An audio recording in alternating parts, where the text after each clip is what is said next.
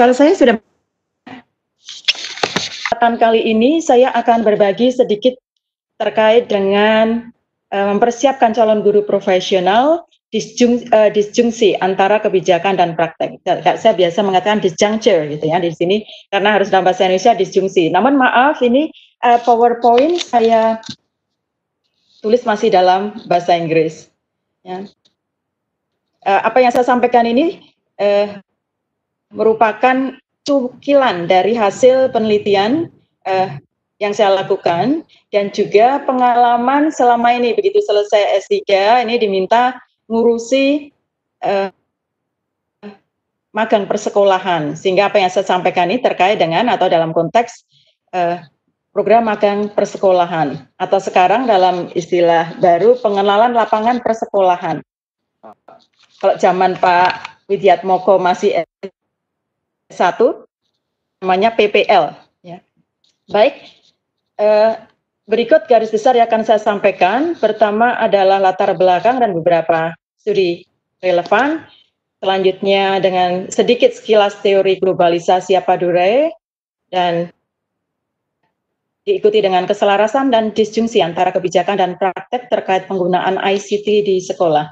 Apa yang saya sampaikan tadi ini nanti sebenarnya sudah sedikit terkait dengan apa yang disampaikan Pak Romat Budi, Pak Widiatmoko, Bu Partina. Ya, jadi ini nanti saya sampaikan sedikit saja yang kira-kira mungkin ada sedikit bedanya. Baiklah, kita mulai dari latar belakang. Yang melatar belakangi, pertama memang saya tertarik dengan masalah kesenjangan inequity dengan fenomena selama masa pandemik ini, yang mana siswa sekolah yang mendapatkan kesempatan belajar daring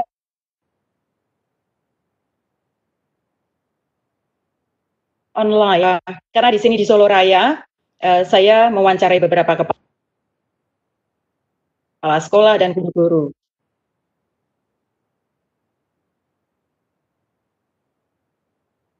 Terutama Goal 4, ya, tujuan pembangunan berkesinambungan. Tujuan keempat itu yang menekankan pada ini, an imperative to equity, harus adanya kemerataan dan mempromosikan kesempatan belajar seumur hidup untuk semua. Namun pada kenyataannya masih ada ketimpangan yang perlu mendapat perhatian dan kita tangani bersama mestinya. Jadi pemikiran kita bersama. Di samping itu, kami menyadari pesan-pesan yang direkomendasikan dalam kebijakan global yang tertulis dalam berbagai kebijakan global. Kebetulan disertasi saya memang terkait dengan policy dan practice, gitu ya. Melihat berbagai dokumen kebijakan dari tingkat global sampai level lokal, tataran praktisnya. Ini terkait dengan rekomendasi UNESCO di Education for All, bahwa hasil kualitas pendidikan masih perlu ditingkatkan. Saya tidak mengatakan hasil pendidikan perlu masih rendah, namun perlu ditingkatkan sehingga nanti tetap ada self professional development tadi seperti yang disampaikan Bapak Sulistianto. Nah, beberapa penelitian memang membuktikan bahwa kualitas pendidikan ini masih perlu ditingkatkan. Misalnya penelitiannya Kell dan Kell 2014, Raihani, ya, bahwa pendidikan Indonesia masih belum memuaskan. Kemudian ada performance of Indonesian education masih lumayan rendah, dan ini di antara Indonesia, Singapura, dan Thailand. Di sana katanya Raihani itu Indonesia yang paling rendah. Dan terutama di sini, ini saya karena ini yang harus meramu, berkecimpung untuk menghasilkan calon guru. Di sini ada temuan yang saya juga agak tahu, why? Most graduates from teacher training institutions are of low quality. Jadi, karena itulah, keprihatinan itulah, maka saya berusaha untuk meneliti terkait dengan yang diadres dalam low quality education ini. Nah, sebenarnya peningkatan kualitas guru itu menurut Lynch 2015 memang telah menjadi concern dari pemerintah yang telah membuat kebijakan untuk menghasilkan mutu pendidikan yang unggul. Ini seperti yang sudah dilakukan banyak oleh Bapak Widiatmoko. Dan juga disebutkan oleh Wilson bahwa meningkatkan kualitas guru ini memang perlu kebijakan. Jadi dari perekrutan, persiapan awal sampai pengembangan profesionalitasnya. Bapak Ibu peserta webinar yang berbahagia, pada era digital ini peran teknologi membentuk tantangan dan tugas baru bagi guru dan calon guru. Dan ini semua merupakan aspek yang signifikan dalam mereformasi tradisi mengajar dan belajar atau dalam tradisi pembelajaran. Sebenarnya sejak tahun 2000 UNESCO telah merekomendasikan pentingnya mengintegrasikan ICT dalam proses pembelajaran untuk meningkatkan sistem pendidikan yang berkualitas. Itu yang tercantum dalam dokumen UNESCO yang menekankan pentingnya menerapkan teknologi dalam pembelajaran. Karena apa? Membantu proses pembelajaran, bantu menyebarkan informasi, sehingga lebih memahamkan siswa. Guru bukan satu-satunya sumber, namun siswa perlu dilatih mandiri, menemukan informasi dari berbagai sumber. Nah, di sini teknologi berperan membantu memfasilitasi. Nah, itu ada message dari global policy. Nah, ini sudah direspon di tingkat nasional.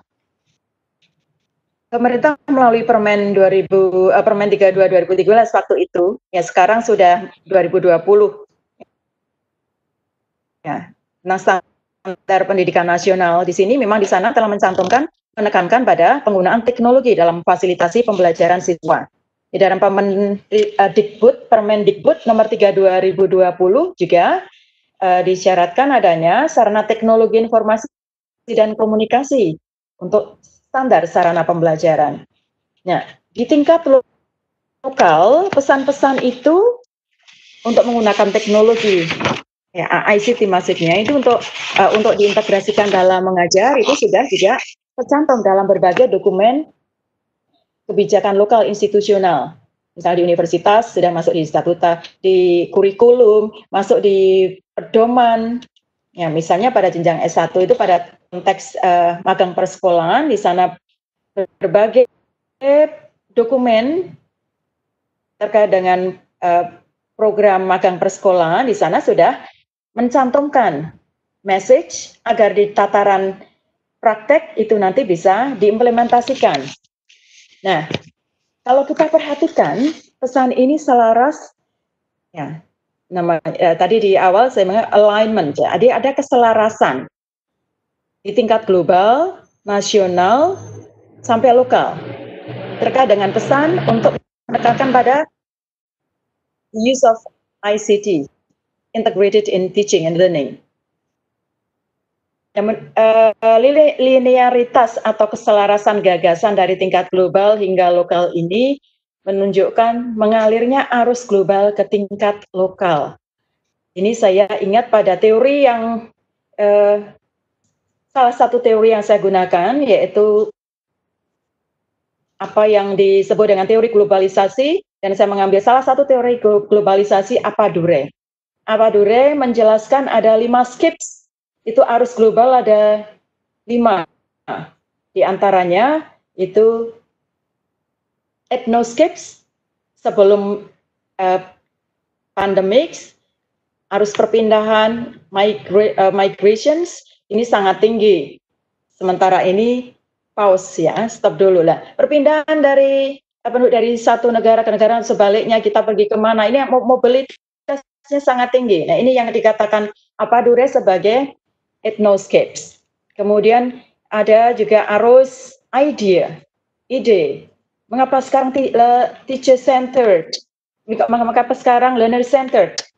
Learner centered pedagogy itu kan ide dari somewhere masuk ke Indonesia. Nah, ini istilahnya Apadure disebut sebagai ideoscape. Juga dengan skips yang lain, arus-arus yang lain, arus teknologi yang sangat kita rasakan, arus ide, arus informasi media. Sekarang berbagai platform bisa kita aplikasikan tanpa kita sadari kita menggunakannya. Namun pada saat dulu sebelum pandemik mungkin baru sebagian besar kita masih ini berangan-angan apa sih, tapi sekarang harus. Ya. Ada Financecape, ini terkait dengan mobilitas keuangan. Dulu kita harus pergi ke bank untuk mentransfer uang, namun sekarang kita tinggal tiduran di rumah sudah bisa mentransfer uang. Ya, ini yang namanya, itu sudah dirancang, disampaikan Apadure pada tahun 1996. Nah, di sini, dalam tataran institusional, implementasi ICT dalam proses pembelajaran ini justru lebih intensif dengan munculnya pandemi COVID-19. Mengapa demikian? Lihat di sini bahwa pandemi 19 ini sebenarnya a blessing in disguise, mempengaruhi sektor pendidikan. Ada bagusnya, ada memang dampaknya, namun ada bagusnya juga ya.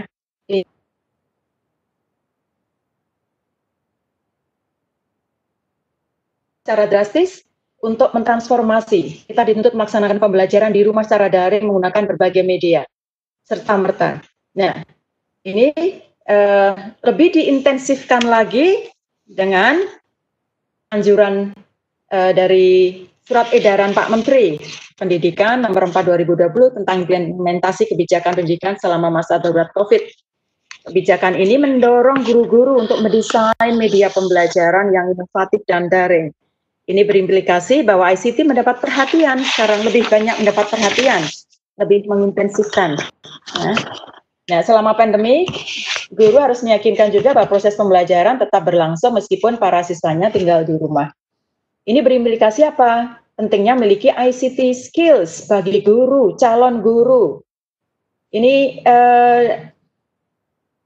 besok hari Senin itu di tempat kami ada sosial untuk calon guru yang akan menempuh kegiatan PLP, dan mereka akan kita beri tutorial juga untuk menggunakan salah satu platform yang mungkin nanti di tataran di praktisnya itu guru-guru belum terbiasa, nanti kita berikan, kita fasilitasi yang nanti melalui para mahasiswa kami.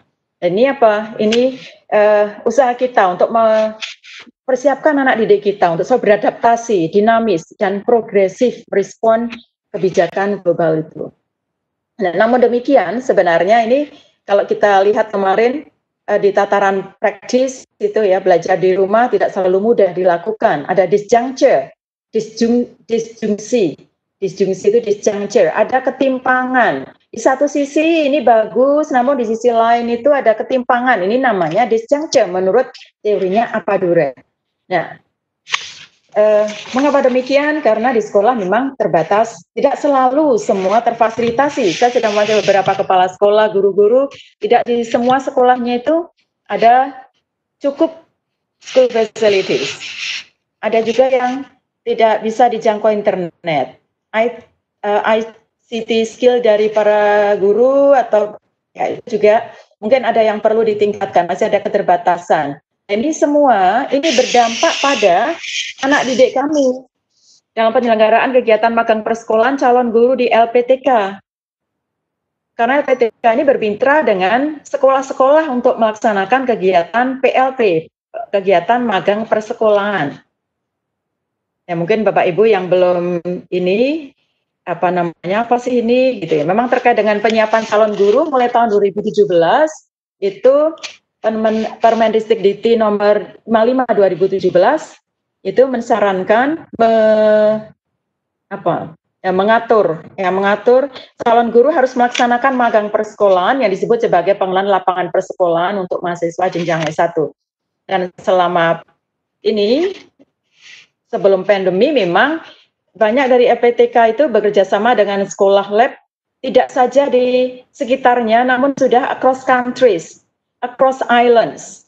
Ini kita, kalau ini karena saya dari UMS, meskipun saya di sini mewakili pribadi, ya, namun karena saya ini saya katakan bergelut dengan kegiatan pengiriman mahasiswa untuk melakukan magang persekolahan ke luar Jawa, luar negeri, maka saya sampaikan ini memang tidak hanya di sini, hampir semua perguruan tinggi itu melakukan hal yang sama. Kalau zaman saya dulu, zaman saya S1, saya Pak Widiatmoko, Pak Rohmat, Pak Sulis, Bu Partina, ini PLP kita di sekolah-sekolah sekitar Solo Raya. Namun sekarang bisa keluar negeri, keluar Jawa untuk melakukan teaching practice. Ini juga disupport oleh berbagai organisasi, diantaranya misalnya SIMIO, Southeast Asia Minister of Education Organizations. Di sana sudah di sana ada seperti menekankan atau memberi fasilitas kepada calon guru dengan program Student Teacher Exchange untuk melaksanakan praktek mengajar antar negara Asia Tenggara. Dan ini untuk apa? Untuk mempersiapkan calon guru agar memiliki kualitas yang berdaya saing global. Nah, bagaimana dengan disjungsi tadi terkait penggunaan ICT yang dialami calon guru yang menempuh mata kuliah PLP? Memang ini ada beberapa. Kemarin kalau kita simpulkan memang mereka sebagian itu kalau yang praktek di desa-desa pelosok seperti mungkin tadi disampaikan Bapak Widiatmoko di daerah Sorong atau yang Indonesia Timur yang paling pelosok lagi di desa karena mahasiswa kami juga ada yang di sana praktek mengajar di sana, itu memang juga terbatas koneksi internet sehingga tidak bisa media elektronik pun juga mungkin belum tentu tersedia di sekolah, terbatasnya fasilitas sekolah. Nah, ini merupakan disjuncture, menunjukkan ini menunjukkan disjungsi terkait dengan implementasi kebijakan terkait dengan penggunaan ICT. Nah, padahal seperti yang diidentifikasikan oleh Petal, itu sebenarnya banyak manfaat dan kita juga merasakan manfaatnya, menambah keterampilan berkomunikasi, menumbuhkan motivasi siswa, meningkatkan interaksi guru dan siswa.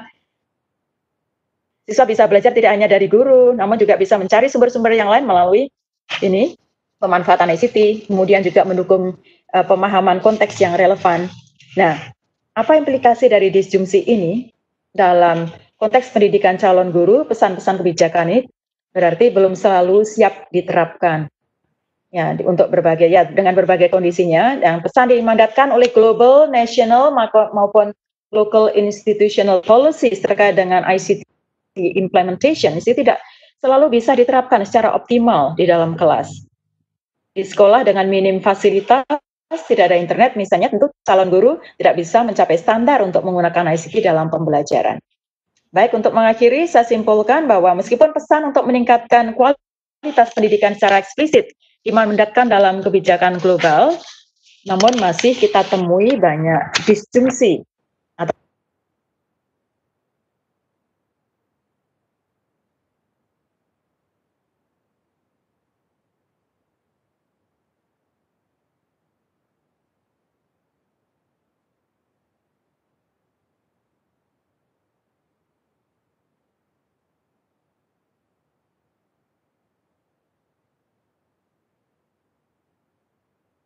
dari tingkat global nasional belum secara optimal dicapai. Namun demikian, kita yang di sini tataran praktis penyiapan calon guru, terutama pada masa pandemik ini, ya sesuai dengan dinamika perubahan yang terjadi, kita berusaha untuk selalu beradaptasi dengan situasi sekarang. Kita harus berinovasi, merekayasa, dan berkreasi sesuai dengan ruh dan konteks masing-masing. Ya, saya kira sedikit itu yang saya sampaikan. Terima kasih atas perhatiannya. Mohon maaf jika banyak kekurangan dari saya. Assalamualaikum warahmatullahi wabarakatuh. Karena sudah disimpulkan, saya tidak simpulkan lagi ya. Menjadi pikiran dan motivasi diri siswa. Dan yang penting adalah kata kuncinya lah, touch heart. Hadir seorang guru di dalam kelas adalah bukan menyentuh isi kepalanya, tapi touch heart, sentuh hati diri siswa. Barangkali Bu, terima kasih. Terima kasih.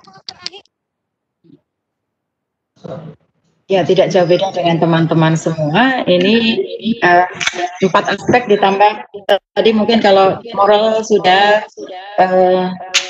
cognitive aspect, affections, ya sebagai kalau kita lihat dari sisi humanismenya, namun juga religiosity. Jadi ada terima kasih Pak Widiatmoko. Ya. Salam untuk semua. Terima kasih. Assalamualaikum warahmatullahi wabarakatuh. Waalaikumsalam warahmatullahi wabarakatuh.